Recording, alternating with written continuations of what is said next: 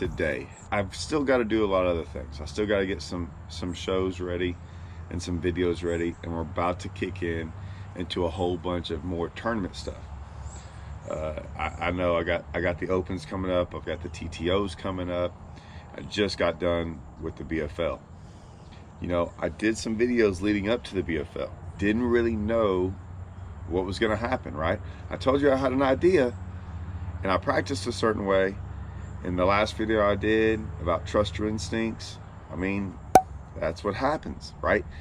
But I got a comment on there, and it was a comment about, hey, I trusted my instincts, and we thought they were shallow. My guy only caught 0, and I only caught 1 in the tournament. I'm not sure what tournament he was even talking about, but here's the deal.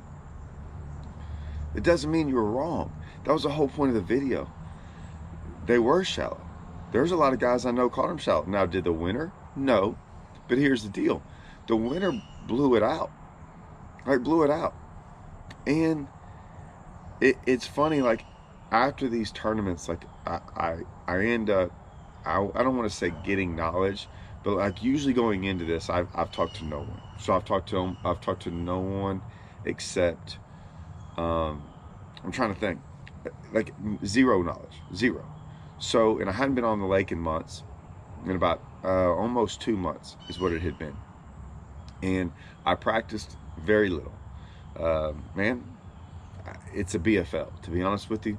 And that's not a slight, but while we were all up there talking after the weigh-in, we were just discussing, and we were kind of laughing about how anyone, so they take the top 30, if y'all don't know. It was the top 20% of the field gets to fish the second day. And when that happens, we were kind of laughing, going, yeah, chances are half the guys in the top 30 lost money. Out of 150 guys, you made the cut, and you're going to lose money now having to fish a second day. You're going to lose money in the event. I know the event cost $300.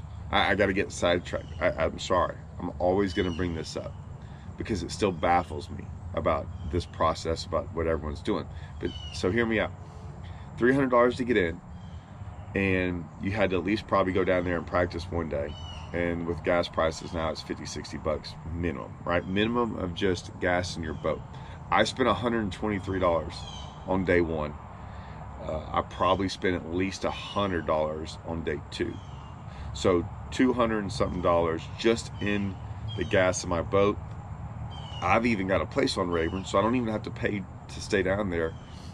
And then I spent probably another $100 in gas in my truck the whole time down there. So we're talking, just say $300, right? And then $300 to get in the tournament. I'm at $600 right there.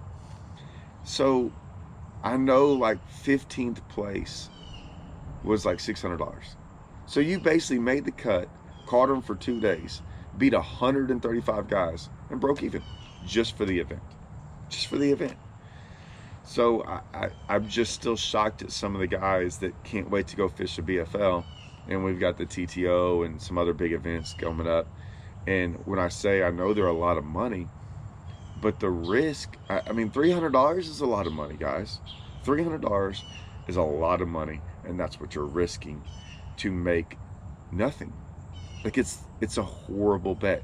Like, $20 is a lot of money if you're risking $20 to make nothing, right? It's just a dumb bet. And you're like, well, Todd, why'd you get in it? I got in them. I get in it because of different reasons. It's not really the money thing. I honestly wish I had enough, because I missed some stuff, and that's what I was bringing up. I missed some stuff about like my daughter's soccer games and some other things, and so, you know, life gets in the way sometimes, and I don't put that much importance on some of these events like this.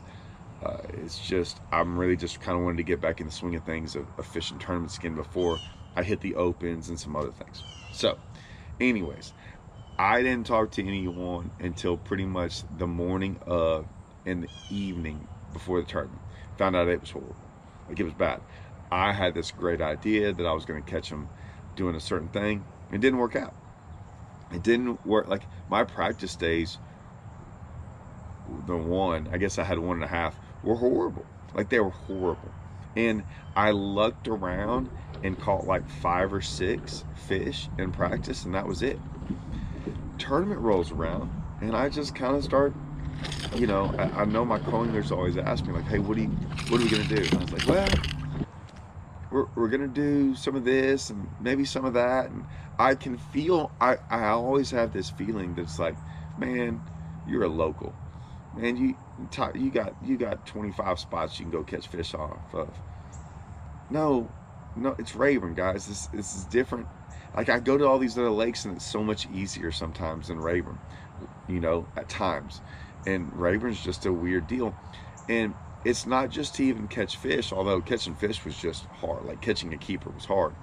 But not only that, like we're also trying to somewhat win. And what I mean by somewhat win, and this is what the video is about, we're just trying to somewhat try to look for winning fish, if that's possible.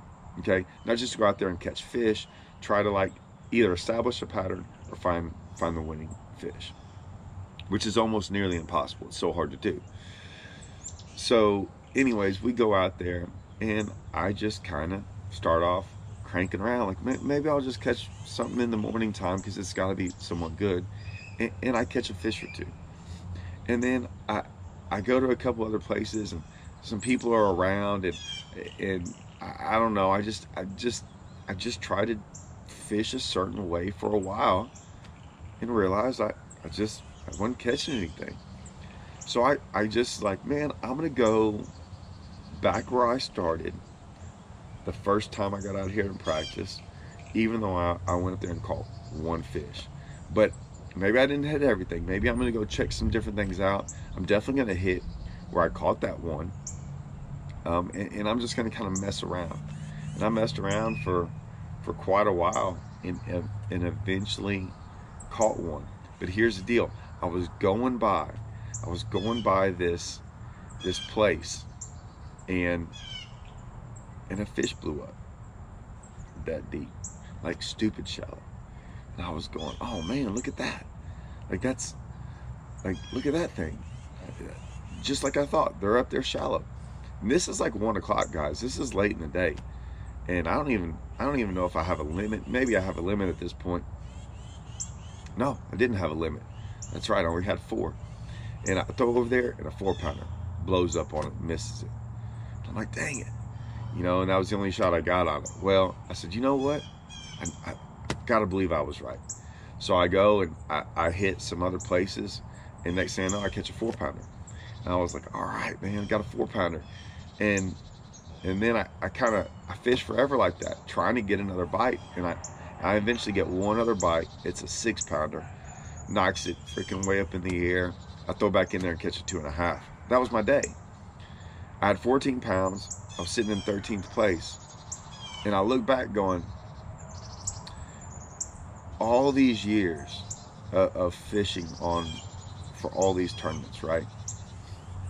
I can't tell you how many tournaments that's what I'm really going after, is just trying to go survive. And the reason I'm trying to survive is it's just a survival thing. I don't put in a lot of practice for some of these events. I almost put in nothing. Some guys are out there constantly.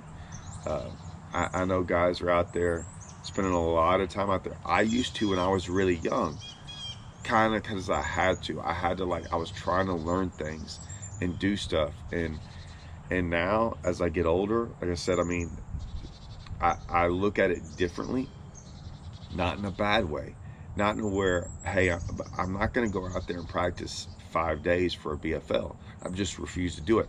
I don't knock anyone going to do it. When I was younger, I would have done that because I wasn't learning for that event. That wasn't what I was trying to figure out. It was a bonus what I learned for that event. What I was trying to figure out was, I'm trying to learn as much as possible. When I was younger, I was trying to figure out so many things, and the way I could offset that cost was fish a tournament. Okay, so I knew if I practiced 5 days that week for a BFL, and maybe I finished in the place I did, because I ended up finishing 9th, maybe I would cover my entire cost for that event. You're like, well, you didn't make anything. You're right, I didn't. But I was trying. It costs money to learn. That's the problem with our sport. It costs money to learn, and the only way to learn is to get out there and do it. And so certain tournaments I looked at and go, this is just going to be a learning deal, but not necessarily for this event. I'm just trying to learn stuff.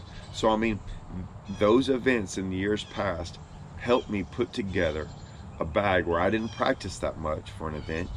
I just kind of went out there and fished. The next day, I ended up kind of figuring them out a little bit better, in the sense of, I actually would have had a bigger bag on day one if I'd have had everything connect. I might have lost one or two here and there on a worm, but I had some big ones blow up and miss.